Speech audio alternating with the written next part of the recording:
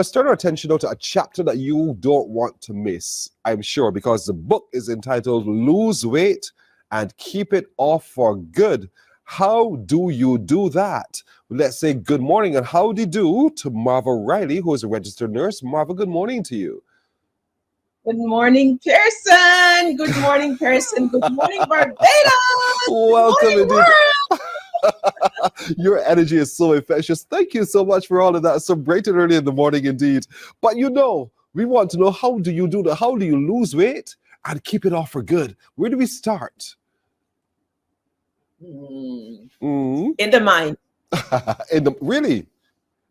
And not in the gut? Yes. In the mind. In the mind. Talk me through it. Okay. Well, all change begins in the mind.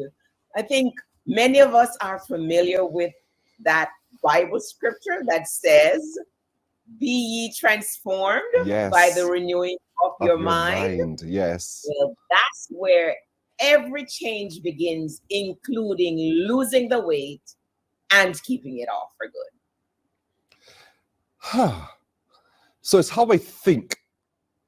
And therefore, how I think causes me to make different choices about what I do, how I consume, and the like. And so we start with a decision that I want to change. I want to lose weight. And therefore, I'm committed in my mind to following what I need to do to lose the weight, one, and then committed in my mind to keeping it off. That's what you're saying. We start there. Exactly. Because so many folks make a decision on the 2nd of January. Yes. I want to lose weight. But I really have not put any thought into it. And in my book, I suggested that maybe January 2nd is not the time to go on a weight loss journey. Maybe you need to take January, maybe even February, to think long and hard about your why. Why do you want to lose weight and keep it off for good? What can I do to lose weight and keep it off for good? And what am I willing to commit to long term to keep that weight off for good?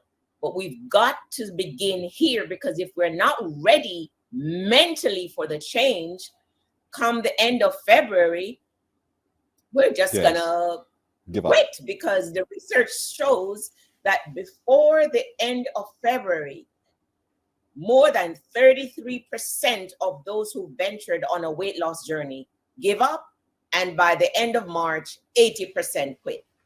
So we've got to begin. Because it seems so difficult to do. That's why we give up. And I'm saying we, because I'm also guilty of the same thing. So how do we make it easy to stay committed in here to the game plan? I don't think it's ever easy. It gets easier. Like every change, really. I mean, the thing is that I say to folks, okay, when my son and my daughter were in school, I said, listen, I want A's. And they knew that I wanted A's. So they would work hard, they would practice, and they would practice. They didn't begin by getting A's. So my son, I remember he used to get D's, and then it came up to C's, and it came up to B's, and it came up to A's. It took practice. When we practice, it becomes a habit. And when it becomes a habit, it gets a lot easier. But I can't say that living the healthy lifestyle is necessarily easy, because we're bombarded with commercials from the fast food places. Yes. Everywhere there's junk food to tempt us. So we've got to have that self-discipline, that self-control, that habit, and that takes practice. Practice becomes progress. Yes. And that's where we have to begin. Practice becomes progress. I like that phrase. I'll not forget it, indeed. But you yourself, you are living exactly what you're preaching here in the book. How to lose weight and keep it off for good. And so from this, what is it? The question is, what is it that caused you to start this in the first place? Well, 22 years ago, at the tender age of 38, I was diagnosed with a life-threatening heart disease called cardiomyopathy.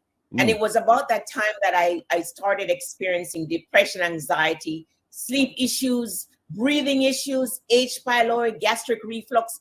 I mean, all my body systems were just breaking down because what? Everything is interconnected. My heart wasn't working well, so everything was messed up.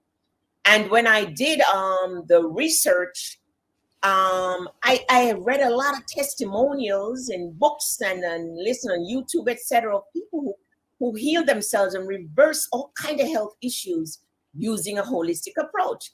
I was a little bit overweight. I wasn't obese, but I was a little bit overweight. And I remember when I did a procedure on my heart and my physician said, you need to start eating healthy. You need to exercise. You need to get good sleep. You need to cut back on coffee and tea. You need to get sunlight. You need to. And I was so desperate to feel better that I embraced a holistic lifestyle, and I have never turned back. I'm almost 61 at my ideal weight, and I have absolutely no health issues. So I know it works. Wow, this is fantastic indeed. But you had a motivating factor. You had, and you're right, because and it's so critical for us to have this discussion at this time, because in this month of February, that's what we're talking about, cardiovascular disease, and how women in particular are finding themselves more and more a statistic of cardiovascular disease. But you've had your experience at the age of 38, and it has to have been at that very young and tender age quite startling to have been diagnosed as, you know, having that condition. And here it is now, 20-something years later, you're still living and you're doing very, very well. Yes, that's my why. Everybody has to have a why. Some folks' why is that I want to be around healthy and strong for my children, my grandchildren, my spouse, my business, whatever. You've got to have a why. Why do you want to lose weight and keep it off for good? Why do you want to reverse health issues? What is your why? My why is that my why then was life. I wanted to live for my children, my husband. My why now is that I want to age gracefully. I don't want to be riddled with arthritis. I want to look young. I want to feel young. And yesterday I was listening to a physician who is 99 years old with no health issues. Wow. And when asked, what are your secret? He said, you got to learn to keep the weight off. And because overweight and obesity is linked to cardiac problems, and cardiac disease is a #1 cause of premature death and premature aging and disability in the world and in the United States. You talked about approaching it from a holistic approach, where you took a holistic approach. In taking that holistic approach, what are you doing? What have you done differently? What should we ourselves be considering to do differently? Well, the holistic approach, Pearson, includes the body, the mind, and the spirit, because everything is interconnected. And that's where mindset matters. Okay, things like positive motivational talks to yourself, not telling yourself, I can't lose weight, it's hard to lose weight. You say, I want to lose weight, and I can lose weight, and I'm willing to do whatever it takes to lose the weight. It's a mindset. Yes. Prayer and meditation can help you to get your mind in order so you prepare your body to do the work. And then you got to eat healthy, and you got to exercise, and you got to get adequate sleep. So that's a holistic approach, including body, mind, and spirit. If you're there stressed out, for example, but you're eating healthy and you're exercising, you're not going to do very well. Ooh. You've got to address the stress, because excess stress leads us to stress eating, and we grab the donut or the 10 cup of coffee with 10 packs of sugar. You've got to address it in a holistic way in order to succeed. I could hear some saying, I hear you, lady. I hear you, lady. You know, but life is just so stressful in itself. You know, there's so many pressures. But you're quite right. It's the balance of all of it. It's the true balance of all of it that really makes the big difference. But approaching the mind is really the great start. But your spirituality is also equally important. And that's what scares a lot of people. You know, yes, we can adjust our diet. Yes, I can tell myself all sorts of wonderful things. But you're asking me for now to stop and take for a moment and imagine there's a God somewhere. But that's not what you're asking them to do, are you? When you're talking about the mind and the spirit. Well, the whether we call that being God or whatever name we give that being, there is a supreme being, the universe, okay? And we have to connect with that. We have to connect with nature, connect with the animals, connect with that inner being, that being within us. Once you connect with that inner being within us, you can draw on that strength from that source.